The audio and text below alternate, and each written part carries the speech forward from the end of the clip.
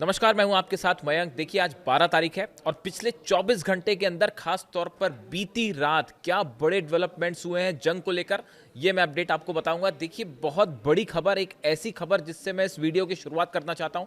मैं आपको बताऊंगा रात भर कहां कहां हमले हुए, लेकिन उसके पहले एक बड़ी खबर की चर्चा जरूरी है। देखिए, कनाडा में अमेरिकी कॉन्सुलेट पर, अमेरिकी एम्बेसी पर फायरिंग की जाती है और उस पर हमला होता है। ये खबर ऐसी है जिसने एक इस पूरे अमेरिका और ईरान की जंग में एक नए एस्पेक्ट को जोड़ दिया है। देखिए, करीब 48 घंटे पहले की बात है। डोनाल्ड ट्रंप को, अमेरिका के राष्ट्रपति को, CIA यानी अमेरिका की जो खुफिया एजेंसी है, उसकी तरफ से एक रिपोर्ट सौंपी जाती है और इस रिपोर्ट में दावा किया गया था, जो बेहद परेशान करने वाला अमेरिका को।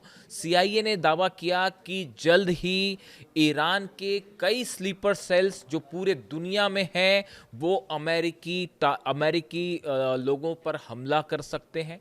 अमेरिकी जो बिल्डिंग्स हैं, चाहे वो एम्बेसी हो, कॉन्सुलेट हो या फिर अलग अलग जो बैंक्स हैं, उनको निशाना बनाया जा सकता है। और इसी तरह इजराइल से जुड़े जो एसेट्स हैं विदेशों में, उन पर भी हमले हो सकते हैं। यानी CIA ने यह अंदेशा जताया कि आने वाले कुछ दिनों में पूरी दुनिया भर में अमेरिकन को निशाना बनाया जा सकता है, चाहे वो यूरोप हो, चाहे कनाडा हो, अमेरिका हो, या दुनिया के किसी भी हिस्से में, ऑस्ट्रेलिया ही क्यों ना हो।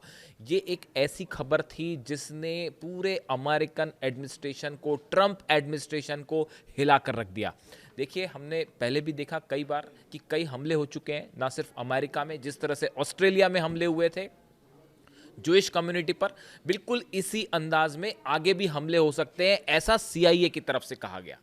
इस रिपोर्ट आने के ठीक 24 घंटे बाद कनाडा में एक जो काउंसलेट है अमेरिका का, इसके बाहर दो लोग आते हैं, उनके हाथ में गन थी, उन्होंने आके अंधाधुंध गोलियां चलाई, लेकिन गोली किसी को लगी नहीं।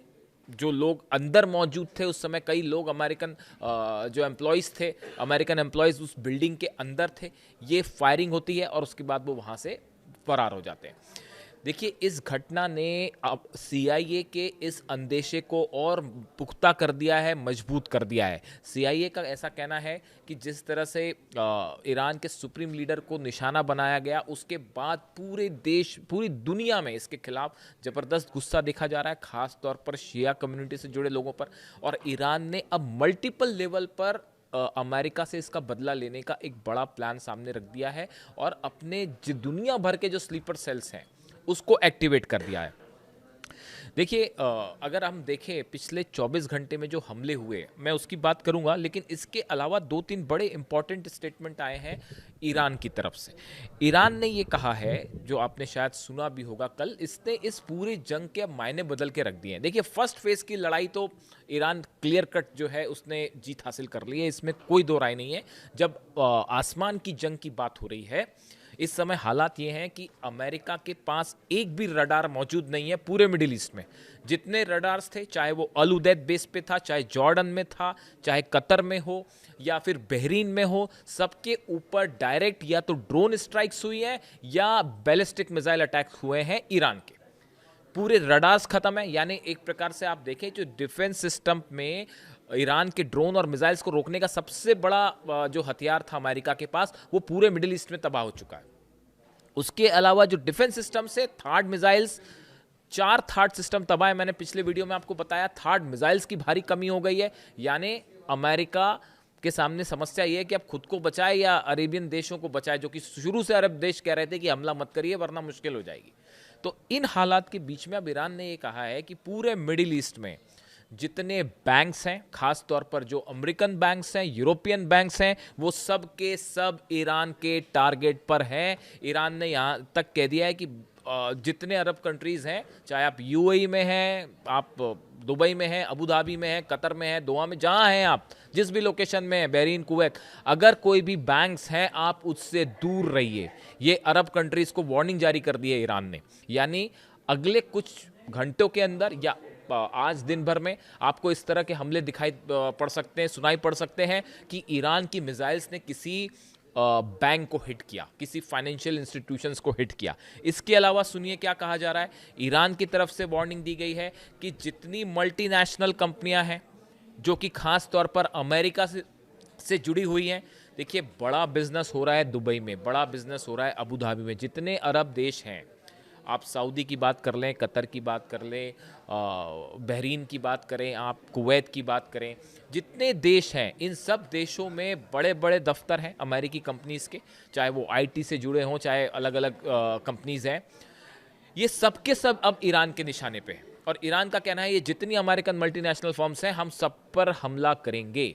यानी आप देखिए, बैंक पर हमले की चेतावनी दी गई है, मल्टीनेशनल कंपनीज पर हमले की चेतावनी दी गई है। यहाँ से ये पूरी जंग अब एक दूसरे लेवल पर एंटर कर रही है, दूसरे लेवल पर चली जा रही है। पहले तो हमले थे, आसमानी जंग हो रही थी, वो आपने देखा इजराइल का क्या हाल है। इजराइल में ऐसे भयानक हमले हुए हैं कि मतलब इतनी बड़ी तबाही है कि जिसकी तस्वीरें बाहर आएंगी। अभी तस्वीरें आपको पता ही है कि इजराइल से बाहर नहीं आती हैं, बैन कर रखा है तस्वीरें बाहर लाने पे। बताया ये जा रहा है कि ईरान अपनी जो खुर्रम शहर 4 मिसाइल्स फायर कर रहा है, उसमें 1000 किलो से ज़्यादा के वॉरहेड्स लगे हुए हैं। बीती रात फिर एक बार इजराइल पर बड़े हमले हुए हैं, खास तौर पर तेल अवीव पे, अशदोद पे, हाइफा पे।